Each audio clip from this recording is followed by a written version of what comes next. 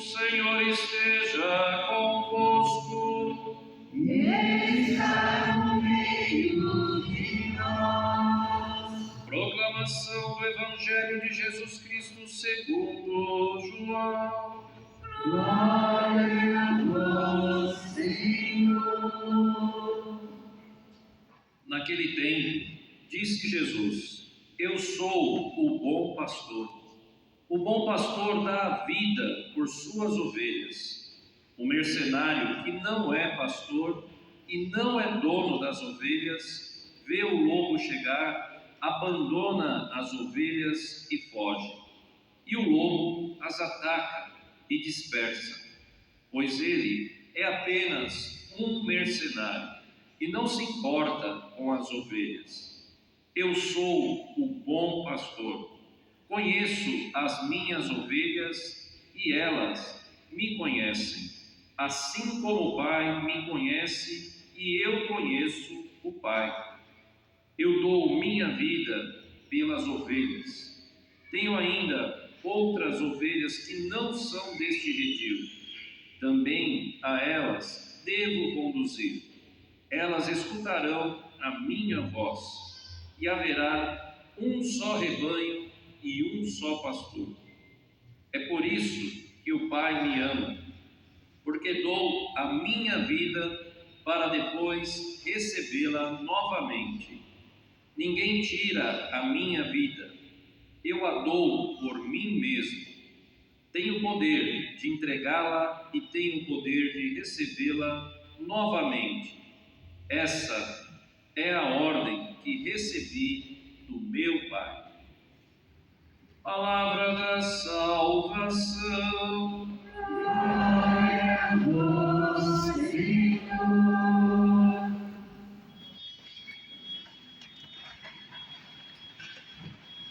Em nome do Pai, do Filho e do Espírito Santo.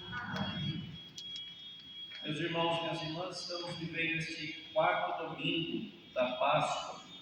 O quarto domingo da Páscoa, ele também é vivido dentro da igreja, no Brasil também, como o dia do bom pastor, da qual acabamos de escutar o Evangelho do Senhor, que é o bom pastor.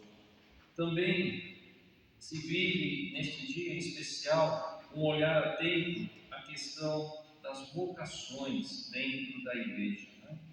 Todos nós sabemos que vocação é algo que vem através dos dois sacramentos.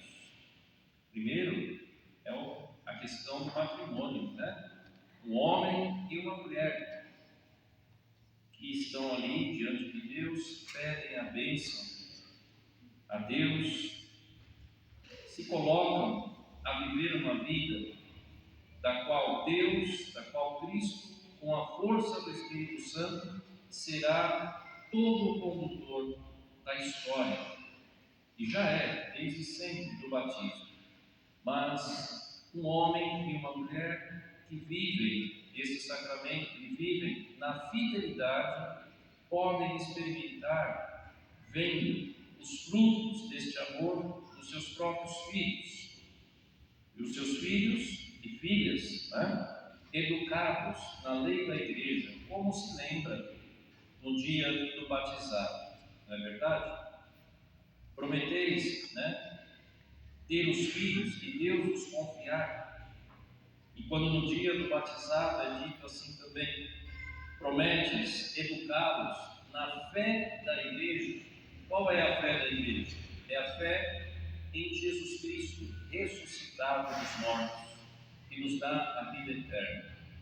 Portanto, um homem e uma mulher que se vocacionam dentro do sacramento do matrimônio podem sim alcançar ali a salvação, vivendo unidos, de acordo com a vontade de Deus. E dessa vontade, os filhos veem o exemplo dos seus pais, concretamente. E é do matrimônio cristão que sai ali os futuros diáconos e os futuros padres da igreja. Sim, é da família. Se a família vive, volto a dizer, de forma muito coerente, muito segura, a sua fé dentro do sacramento, sairá frutos, da qual o Senhor sempre aguarda. E esses frutos bons, né? Não se tiram frutos bons de árvores que foram ali maltratadas, que são ruins. Árvore boa, matrimônio bom, frutos bons. E esses filhos, alguns deles podem se casar, as filhas se casam, gerarão ali a construção de uma nova família, também nesta linha, ou os meninos que vão ser vocacionados podem receber o segundo sacramento, que está ligado à vocação diretamente, que é o sacramento da ordem, da qual recebem os diáconos, os presbíteros, e quem o Senhor chama para o episcopado também recebe a plenitude desse sacramento como bispo. As vocações, então, nascem e estão totalmente ligadas à família, em primeiro lugar, aos vossos filhos, né? E também às vossas filhas. Por isso que a gente sempre diz, né? São o futuro da igreja. Família católica, cristã, católica, bem educada, vai dar frutos, e a vocação será como um raio do Espírito Santo para este mundo. Na escolha da vocação, será um raio do Espírito Santo para viver neste mundo como um filho e uma filha de Deus. Hoje se fala aqui, na carta de São João: vede que grande presente de amor o Pai nos deu. Qual é esse presente? Ele completa: de sermos chamados filhos, filhas, filhos de Deus, filhas de Deus. Eu pergunto a vocês: quando que passamos a ser chamados plenamente de filhos e filhas de Deus? Através do nosso isso. E para se batizar precisa do quê? Um ministro ordenado, Quem são os ministros ordenados? O diácono e o presbítero. É isso? Muito bem. E se não tiver diácono e presbítero? Não. Qualquer um não. Só na emergência.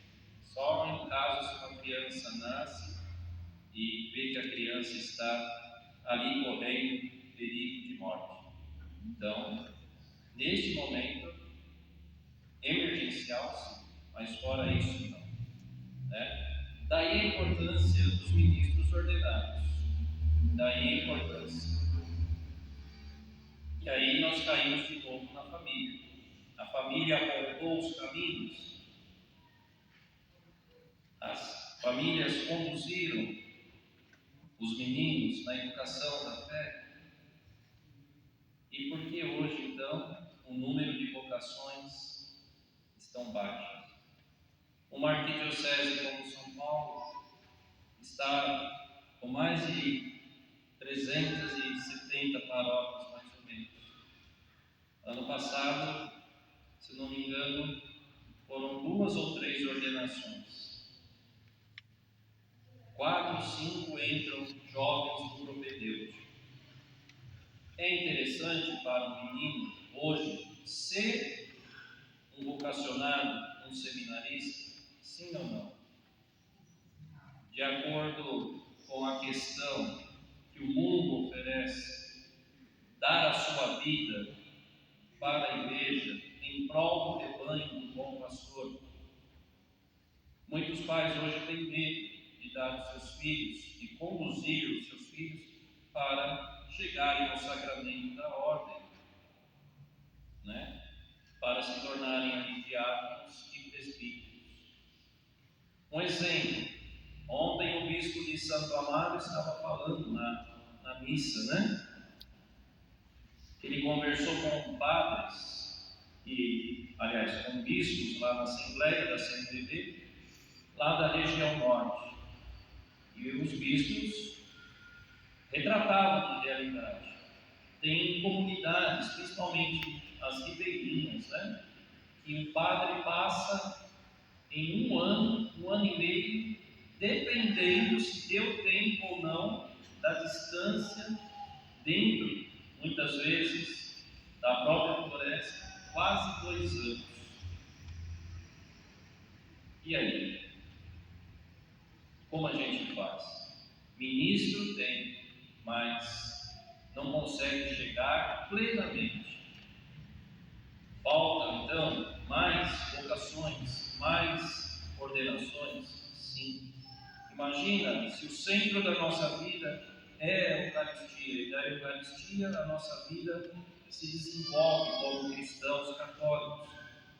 Ficar um ano e meio, quase 2, sem a Eucaristia, sem a confissão, esta é uma realidade dura, não é verdade? Agora o inverso, a nossa realidade, aqui o nosso decanato, as 10, 11 paróquias que pertencem agora aqui à nossa região. As paróquias, a nossa e as outras, em média, por domingo, tem de 3 a 4 missas. Então, no mínimo, 40 celebrações eucarísticas. A partir da paróquia com muitas comunidades. Tem paróquias em São Mateus, por exemplo, um pouquinho para lá, e tem 8 comunidades ligadas à paróquia, e um padre. Como que chega nesse sentido? Aí está o trabalho também do auxílio dos diáconos, é claro, aparece o trabalho auxiliando, dando assistência às capelas. Eu estava celebrando agora em uma das nossas capelas, às 7h30 da manhã. O importante sempre é levar o Cristo pela palavra e pelo sacramento, pelo seu corpo e pelo seu sangue. Aí, diante dessa realidade, 3 a 5 quilômetros o entorno tem uma paróquia. Por que tantas pessoas ainda não vão à missa? De um lado, oferecido na região norte, as pessoas implorando para ter uma missa e não tem há um ano. Então, se nós temos essa oportunidade e muitos irmãos desejam e não têm, valorizemos o trabalho de cada paróquia da nossa arquidiocese, junto com o nosso bispo, com nossos presbíteros, com os nossos diáconos. Precisamos sempre, não é nem questão de apoio, não é isso. Se tem o padre, se tem o diácono, as coisas vão ser feitas, mas precisamos estreitar cada vez mais a nossa união em torno do altar do Senhor e em torno da sua palavra, para que a nossa vida aqui celebrada se transforme em ação para aqueles que ainda não têm essa experiência que nós temos. Portanto, hoje nós rezamos e pedimos a quem? Aí entramos neste evangelho maravilhoso, mas ao mesmo tempo nós vemos a figura de um pastor muito firme, né? Muito firme. Jesus diz assim: eu sou o bom pastor. Então, eu e vocês temos o melhor, o excelente, o primeiro, o suficiente. O bom pastor é nosso Senhor, nosso Salvador. Entendamos isso. E ele diz assim: eu sendo esse bom pastor, vivemos isso. Dou a vida por minhas ovelhas. Foi por você, foi por mim, é por você e por mim que Cristo deu a vida. Bom pastor, excelente, e ainda dá a vida por mim. Sim, este é o nosso pastor, nosso Senhor Jesus Cristo. A melhor qualidade, ele é o bom pastor. Qual é o sonho desse bom pastor? Também está aqui no Evangelho. Há outras ovelhas que não são deste redil, também a elas devo conduzir. Elas escutarão a minha voz. Aqui está o sonho dele. E haverá um só rebanho. Aqui ó. Um só rebanho. E um só pastor. Aqui o negócio fica complicado, não fica? A importância de você e eu vivermos unidos ao pastor único da nossa fé, o ressuscitado. Olha, o que fizeram com o cristianismo desde o ano de 1054, quando a igreja cismou de um lado o Oriente, de outro lado o Ocidente. Éramos uma coisa só por 1000 anos. 1000 anos. Daqui a pouco, nós estamos em 2024, não é isso? Daqui a pouco, pensa em 2054, fará 1000 anos de cisma, em que os cristãos se dividiram. E depois dessa divisão, nós vemos aí a liberdade de cada um em querer formar a sua própria igreja, as questões evangélicas. Como se chama uma pessoa que cria uma igreja evangélica? Ela é chamada de presbítero, de padre? Sim ou não? Como se chama? Percebe como é fácil usar da liberdade e criar novas formas, novas igrejas? Mas ele diz assim: um só rebanho nós e um só pastor. Será que nós temos o direito de contrariar o desejo e a vontade do bom pastor? Veja que este exemplo intervino, né? Na primeira leitura se diz assim: Pedro, quem é Pedro atualmente? O Papa, sucessor de São Pedro, Papa Francisco. Mas o apóstolo Pedro aqui, cheio do Espírito Santo, disse: chefes do povo e anciãos, hoje estamos sendo interrogados por termos feito um bem a um enfermo, e pelo modo como foi curado. Um milagre. Ficais, pois, sabendo, todos vós e todo o povo de Israel, é pelo nome de Jesus Cristo de Nazaré, aquele que crucificastes. E hoje, as igrejas, as denominações, na televisão, é um espetáculo, não é? Você entra, o pastor diz assim: como você chegou aqui, minha filha? Eu cheguei assim. E agora? Como você está aqui? 10 segundos, agora eu estou assim.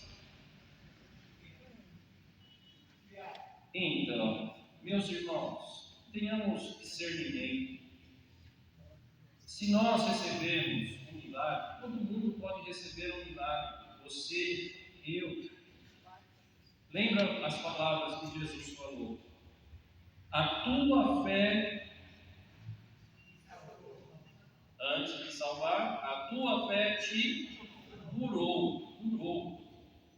Então, centraliza a tua fé no ressuscitado, o bom pastor. Porque ele mesmo diz: há mercenários que não são pastores, que não cuidam. E se não são pastores e não cuidam, se aproveitam do rebanho. Não é para ter raiva de ninguém, não é para ter raiva de nenhuma outra denominação. Não é isso? Entenda.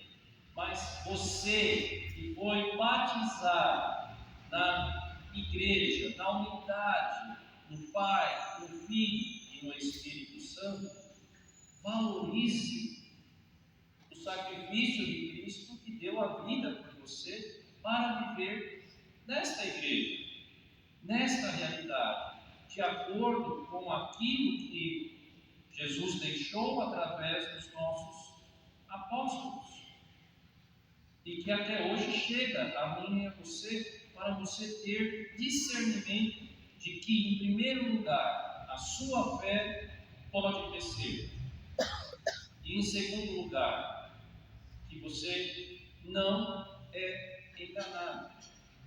Não se deixe enganar pelo seu desespero, pelos laudos que aí são apresentados. Não entre em desespero. O bom pastor caminha ao seu e ao meu lado. Ele é o bom pastor. Sejamos, então, as ovelhas que somos nós. Sejamos um único rebanho. E ser único é acreditar na Santíssima Trindade. Por isso que eu dizia do batismo: eu te batizo em nome do Senhor Jesus. Pare e pense. O próprio Cristo disse: e vós batizai a todos, em nome de quem?